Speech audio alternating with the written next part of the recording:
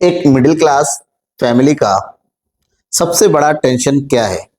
Ration, medical, EMI, petrol? नहीं। एक middle class family का सबसे बड़ा टेंशन है स्कूल फीस।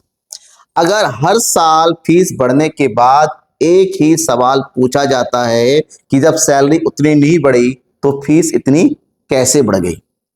इस डिबेट को समझने के लिए हमें समझना पड़ेगा इकोनॉमिक्स, और इकोनॉमिक्स में एक टॉपिक है इन्फ्लेशन, मतलब हर चीज की प्राइस का बढ़ते चले जाना।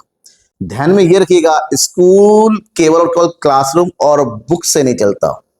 स्कूल चलाने के लिए स्टाफ को सैलरी, टीचर्स को salary, maintenance, electricity bill, development cost और भी बहुत सारे खर्चे हैं, और दिन ब दिन ये खर्चे बढ़ते चले जा रहे हैं। इसका मतलब स्कूल एक्सपेंसेस बढ़ता चला जाता है, जिसका प्रेशर पड़ता है स्कूल फीस पर। लेकिन असल में मिडिल क्लास फैमिली की टेंशन ये नहीं है, मामला कुछ अलग है। मान लीजिए 2020 में एक मिडिल क्लास फैमिली की इनकम 50,000 है, वो अपना स्कूल फीस दे रहा है 3,000, मतलब 6% उसकी इनकम का स्कूल फीस में जा रहा है।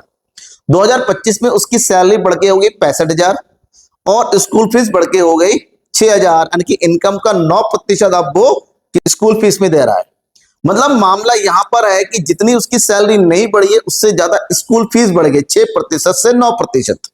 याद रखिएगा, इस एजुकेशन का खर्चा केवल और केवल एक्सपेंस नहीं है। बहुत सारे पेरेंट्स इसको इन्वेस्टमेंट मानते हैं और इसके लिए वो अपने वैकेशंस को भूल जाते हैं, अपने नए मोबाइल लेना पोस्टपोन कर देते हैं, घर के जरूरी खर्चों को भी कम कर देते हैं, लेकिन एजुकेशन के साथ वो कंप्रोमाइज नहीं करना चाहते। इसलिए स्कूल की फीस केवल और केवल इकोनॉमिक्स का मुद्दा नहीं है, एक इमोशनल कनेक्शन भी है। इसलिए याद रखिएगा, मिडिल क्लास को स्कूल फीस महंगी नहीं लगती।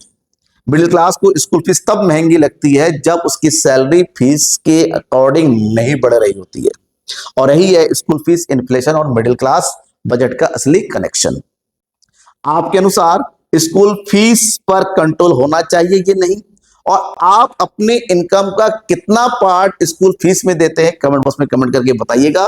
और इसी तरह से इकोनॉमिक्स और एजुकेशन का मिक्सअप वीडियोस पाने के लिए फॉलो कीजिए द ग्रुप को।